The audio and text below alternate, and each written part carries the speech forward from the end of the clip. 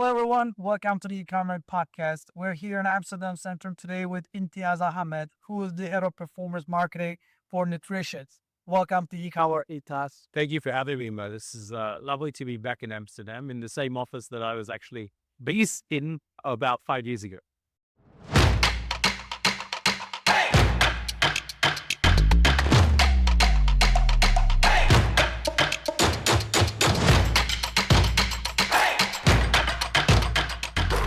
It's amazing you mentioned this when you first stepped in our office because you've been here and probably know the building better than us. And so thanks for hosting us in our home office today. It's very lovely to have you. No, thank you, Pat.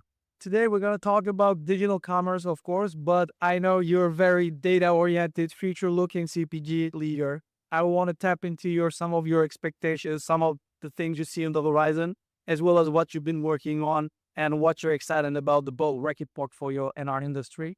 With that, let's kick it off. Why don't you give us a little bit of bio tour, walk us through your career journey and how you come to Reckitt with your current role, current team, and what you'll be working on. Sure thing. So I've been with Reckitt just over 16 years now. I joined the commercial graduate program back in Sydney in Australia. Right. And, graduate rotation. So I was on the field. I did an analyst role. I did some trade and shopper marketing in my role. And then I started my career really in sales. So first 4 years of my career managing customers like Woolworths and Coles in Australia. And then this thing called eCommerce happens. And out of nowhere, and at the time, the Australian sales director was told off because there was no eCommerce manager appointed in the market. So Global was like, where's an eCommerce manager? You have to put an eCommerce manager in. And I was due for my next rotation or next move. And my boss at the time came to me and he's like, Imteaz, you'll put an Excel and PowerPoint. Can you figure this thing out called eCommerce? Just Excel and Power? Yeah, just Excel and Power. That's all you needed. Back then, that's all you needed to do well in e-commerce. So I jumped in.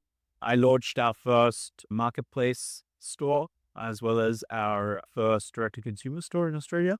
That was noticed by a global team. We didn't have a global sale, but a global e-commerce team at the time. E-commerce was reporting under global sales. So I moved into global sales in London. And then 9 months after getting to London, we launched our first e-commerce dedicated business unit, which was based out of here in Amsterdam in this very office. But so Such a small world. it was a very, very small world. And then moved here to Amsterdam. At that time, I was responsible for scaling out direct-to-consumer across Western Europe as well as North America. Fast forward about 18 months, Reckitt decides to split the company into business units. Right. I was part of the health business unit, which was based in London. So I go back to London. And at that time, we were scaling out DTC across multiple brands across Western Europe. So I was leading the Western European team.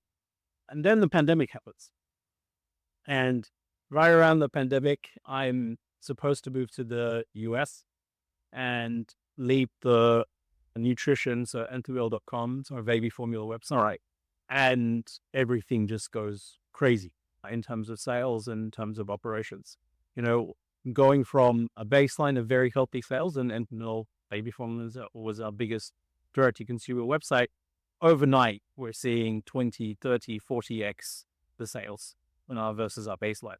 So I couldn't actually enter the US at the time because President Trump at the time blocked entry into the US. So I was working the graveyard shift from Sydney, managing a US team remotely for about 6 months before I came into the US. You mentioned about this in our previous talk, like 11 p.m. to 7 a.m. Yeah. Unbelievable. Yeah. That was my life. 11 p.m. till 7 a.m. I would work to match New York hours. And then I would sleep during the day and then spend the time with my family in the afternoon and then start working again. Crazy madness. Yeah. But that was COVID. And, it's the shared trauma amongst everyone. I'm glad it survived and I'm glad it paid off. And finally, you came to the United States. Yeah. How many years has it been now? So I've been in the US now for just over 4 years. Yeah. Great. And post-COVID, I think your category is still one of the stronger ones with the boost of the birth rates during the COVID. I think so. Yeah, benefiting from that trend too, right? Of course. So I did direct-to-consumer for the nutrition business unit for about a year or so after I got to the US. And then for the last 3 years, I specialized in performance media. So performance media being retail media. And my team is split up into 3 parts. One is in-house media buy, 2 is in-house content production, right? And then thirdly is in-house data science and measurement. So I guess what's really cool about my current role is it is an amalgamation of all of the experiences that I've had in my career, from understanding shopper or trade marketing, from understanding all the tech you need to build to do direct to consumer, to learning how to do performance media when we were setting up our own Facebook and Google accounts for direct to consumer, and now doing all in-house content production. And then finally, over COVID, because I wasn't traveling, I actually had the time to pick up a direct data science certificate from Harvard Business School and then learn data science because we have all this data. What are we going to do with it? So that's kind of what I'm currently doing is very fascinating because it's not just a strategy team. It's very much so an executional team. It's hands-on and you're right in the data. You can think about something and, within a couple of weeks, launch a test and see if it's viable or not. So, I think it's in this space that we work in, you have to be hands-on keyboard to a certain extent. Totally agree. Otherwise, if you become too attached to PowerPoint and strategy, you won't fundamentally understand how these things work because you're just too far away from the detail. Dependency will keep increasing, both in child counterparts and external partners, I guess. For sure. Yeah. And then you don't build any internal IP and you just leverage partners consistently without, building that differentiation inside your organization. Actually, one thing you mentioned is really struck me. You mentioned your team is responsible for 3 core functions. One is performance media buying, and then media content generation, and also the data science of it, which I assume is measurement and reporting as well. Yes. Is it one team or is it multiple teams combined in a cross-functional structure? So my team is purely for retail media. Okay. And in terms of measurement, it is more so against what the retail media partners actually offer. So Amazon, Walmart, Kroger in the US had data cleaning functionality, and that's where we're doing a lot of the internal measurement. Right. Now, the organization uses MFX, and that's a broader piece that goes from top of funnel to bottom of funnel. So it's not unique to my team, but we're partnering heavily with the retailers from a measurement point of view to work out, in this new scope of retail media where investment is growing year on year, how do we make sense of it all and what makes sense for our brands and categories? And it makes total sense to build a team in a way to bring this hands-on expertise or hands-on ownership while you build up IP and upscaling. This is a very important trend many CPGs are planning or getting on board. So I'm glad your team is already on this journey. Now I want to bring us back to 10,000 feet here because we talk about seamless consumer journey, seamless experience from the consumer's perspective, with basically meaning that bringing offline and online experience in a holistic way. Can you walk us through how Reckitt portfolio or how your nutrition category, you're making this meaningful for the consumer on the offline online journey or seamless integration and what it takes to build these capabilities in-house? So let's talk about the baby formula category. So in terms of the baby formula category, in the US, there's a lot of options that you have, right? And so 1 in 3 babies in the US will switch out of the formula that they start on. So finding the right product for your baby once you had a feeding issue is very common. And not everyone goes to the doctor and finds a answer to that question, or which product should I use? What options do I have? Not everyone goes to the pediatrician or to find that answer. So all of the things we've partnered with product finders that sit on the retailer.com websites that help them navigate the category and our brand and find the product that actually works for them, right? So that gives them a product recommendation on the retailer's website, which they can choose to fulfill either online or offline. So it's a digital experience, right? But we're actually prompting them to Be fulfilled in any domain. it doesn't matter where it's fulfilled. But that's trying to marry the online usage and using all the online tools that we have, and the online apps that the retailers have, and trying to marry that to the offline environment at the same time. Now, there's a lot more that you could do. One of the ideas that we've talked about with retailers, specifically within the baby formula category, I'm not going to name the retailer that we talked about with this, but subscribe and save and subscription from an online point of view is a huge part of our business, which makes them, shouldn't be a surprise to anyone, right? Right. But most of our first purchase in this category actually happens in offline. The first purchase doesn't happen online. It actually happens in offline. And the retailers really need to capture that opportunity to opt people into subscribing, but they don't necessarily have the option of subscription directly at the point of sale. So one of the ideas that we plotted is, at your self-checkout, when somebody is checking out, why don't you give them, if you can identify them as a retailer, why don't you give them the option to subscribe at save and lock in $400 or $1,200 worth of lifetime value? Amazing numbers, yeah. At that point of purchase. Or if we can't even do that because we want the self-checkout line to flow as fast as possible, right? Why aren't we emailing them and using that signal that they just purchased this category for the first time and they'd never purchased this category before in the last 12 months or 24 months? Why are we opting them into something that will guarantee the lifetime value coming through your retail location? Which is a very powerful indicator. And as a category leader in that division, you encourage the retailers to do that. But are they fast enough to adapt this recommendation or build the capability? Not yet. Okay. Not yet. So all these things are in place. But I think for offline retailers in particular, they really need to focus on this seamless experience. Right. And narrowing the offline to the online. What I mean by that is in some of these retailers in the US have 4,000 stores, 20,000 stores. I think the Dollar Channel or Dollar General has 20,000 stores. Yeah, it's huge, which is insane. But if you can't marry your offline to online experience, then what are we talking about here? Like, I'll give you another example. My wife sent me into I won't name the retailer, but she sent me into a particular retailer to find a very specific type of spice. I go to the shelf, I can't find it. No one's around to help me in the store. And even if I ask somebody on the shelf, in the store, they're not going to help you, right? So I go on that retailer's app to find that thing. So I search it in, I put down my zip code, I tell it which store I'm in. It says it's out of stock. My wife's like, no, I can't be up. So I bought it there before. Sorry, it was saying it's not available in the store. Oh, okay. Yeah. And she's like, that's not true. I bought it like a month ago. It's there. And I'm like, oh, how can it be there and not on the app? So then I went on to Instacart. And I searched the same thing on Instacart for that particular retailer, for that particular store. And it showed me the photo of the product. And that's how I found the product. I actually had to go to a third party that is shopping that store on behalf of other people. Right. And their product data is better than the retailer's product. Unbelievable. But it begs the question, with all this acceleration, with all this boost during the COVID time and the first party data capabilities, content capabilities, what are the priorities of those most retailers, and they're not investing enough on this seamless experience to promote more investment from the brand side? This is a very interesting subject to discuss in the coming months. But now I have another question. Reckitt is known for its digital capabilities and its, I think, very hands-on, robust teams performing at high levels.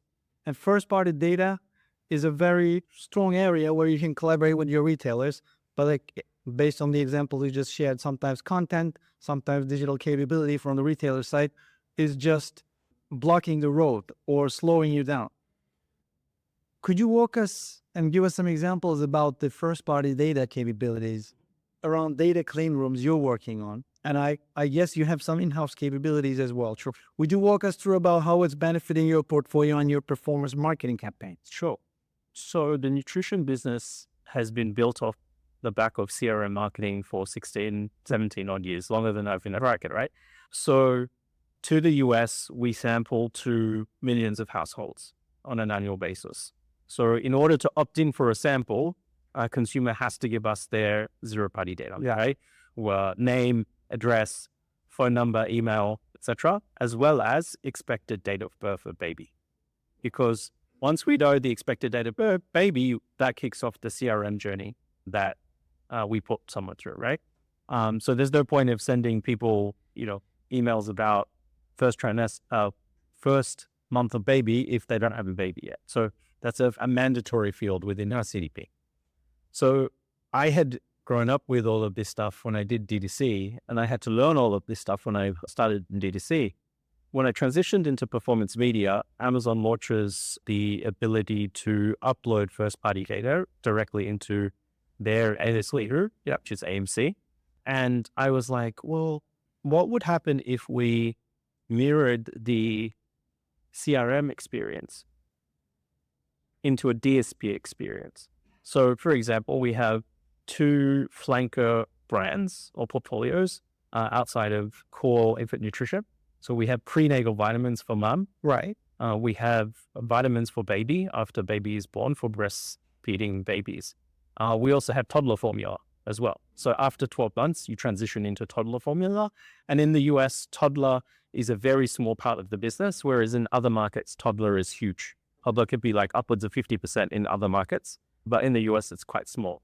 So the idea was, given that I know expected date of birth for baby, how do I market vitamins to mum before she enters before baby comes? Right. And then after the baby is 12 months old, how do I market toddler? Which, Yeah. Given I have date of birth, I could uniquely identify. I know exactly what they are. So what we did is we took all of the CDP data, we chunked it into weekly cohorts and said, okay, these are the families with a baby in that's 1 month old, 2 month old, 12 months old. And then these are the DSP creators that you need to serve to these people at that given time, right? So we did that. And what we found is that performance initially wasn't that exciting. It was slightly up, ROAS was slightly up, conversion was slightly up, but not that exciting. What we then looked into is the actual capabilities that sit inside of the data clean room. So for example, one of the really interesting data sets that Amazon provides you is the search data. So I'll give you an example outside my category. But let's say if you're Kimberly Clark and you have Huggies and your competitor is Procter & Gamble and you have Pampers, right? As Huggies, you can go into AMC and type in keyword Pampers, look at everybody who searched Pampers last 30 days, but did not purchase the category. Right.